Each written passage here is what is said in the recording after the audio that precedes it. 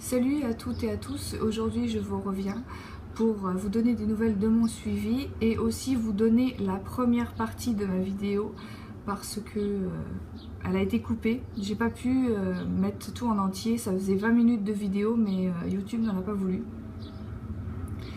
Donc déjà pour vous dire que ma dernière prise de sang datait du 26 mai. Et c'était la dernière prise de sang inférieure à 1, donc je suis négative depuis le 26 mai. Et donc pour vous, pour vous donner le début de la vidéo sur la mole, en fait ce qu'il y a c'est que, première chose déjà, j'ai eu une petite fille avant, en 2014, ma grossesse s'était bien passée. Vraiment pas de soucis, des petits mots de grossesse, vraiment voilà quoi, pas grand chose par rapport à ce qu'il y a eu après. Et vraiment j'ai eu ma fille, vraiment eu pas de soucis, vraiment voilà, rien à déclarer de spécial.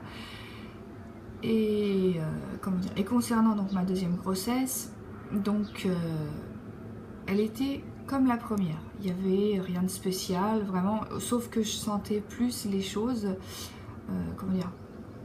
j'avais lu que quand on avait une deuxième grossesse, on ressentait plus les choses au niveau de notre, de notre utérus, qu'on ressentait plus les choses par rapport à la grossesse.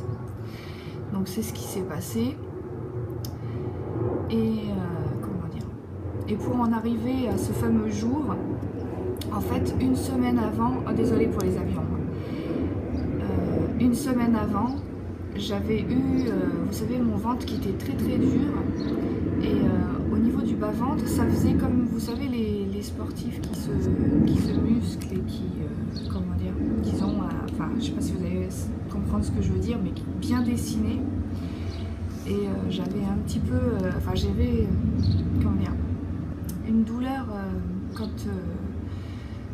quand je marchais, c'était pas terrible, c'était assez tendu, ça me faisait mal. Et de temps en temps, j'avais des petites sécrétions marron rosées jusqu'au fameux mardi. Enfin, ça m'arrivait depuis le jeudi de la semaine d'avant. Et le mardi au matin, très tôt, j'avais des douleurs de règles. Et voilà, ça a été le début de la fausse couche en fait. Donc, si je peux vous donner, on va dire, un petit peu des signes qui font que vous pouvez vous dire que vous avez fait une fausse couche ou que vous êtes en train d'en faire une surtout, c'est un ventre tendu qui vous tire quand vous marchez, que ça ne dégonfle pas en fait, ça reste toujours pareil d'un jour à l'autre, et aussi donc du coup que vous avez des petites sécrétions qui viennent, qui repartent jusqu'au jour où vous avez super mal au ventre comme si vous alliez avoir vos règles, et puis vous allez perdre du sang. Enfin bon, pour ma part j'ai perdu du sang, puis après un petit peu, et après c'était le robinet, voilà.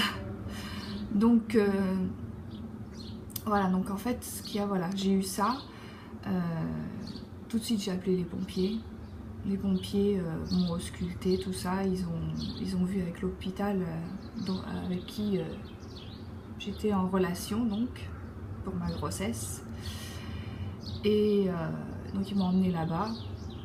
J'ai attendu un bon moment, après on m'a pris en charge, et j'ai eu affaire à quelqu'un qui n'était pas forcément très sympa.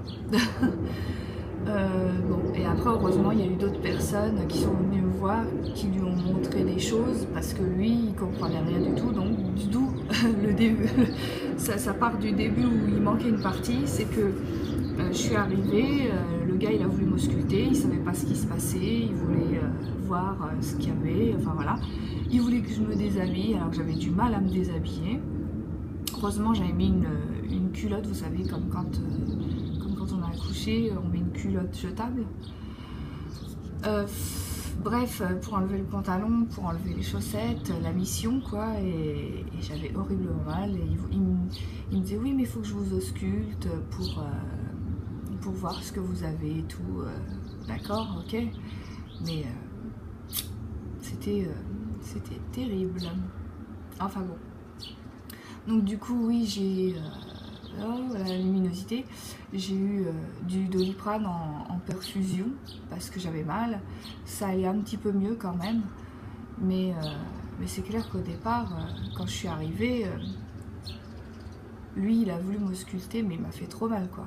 Il m'a fait trop mal, j'avais envie de lui dire, mais attendez, que vous auscultez, ok, mais vous voyez qu'une personne, elle a du mal à se déshabiller ou quoi, qu'elle a déjà mal, et vous l'aidez pas, quoi. Alors je vois bien qu'on n'est pas là pour... comment dire, qu'il faut pas trop non plus chouchouter les gens, parce qu'après ils se laissent un peu... mais bon, il faudrait quand même les aider, quoi, un minimum. Surtout quand tu perds du sang comme ça et que t'as mal, je sais pas. Enfin bon, bref. Donc je suis tombée sur quelqu'un qui n'était pas trop humain. C'était pas une femme, c'était un homme. Et lui, il s'en foutait, quoi. Lui, il voulait voir ce qu'il y avait et puis il s'en fichait si ça me faisait mal, si j'avais du mal à me déshabiller ou pas.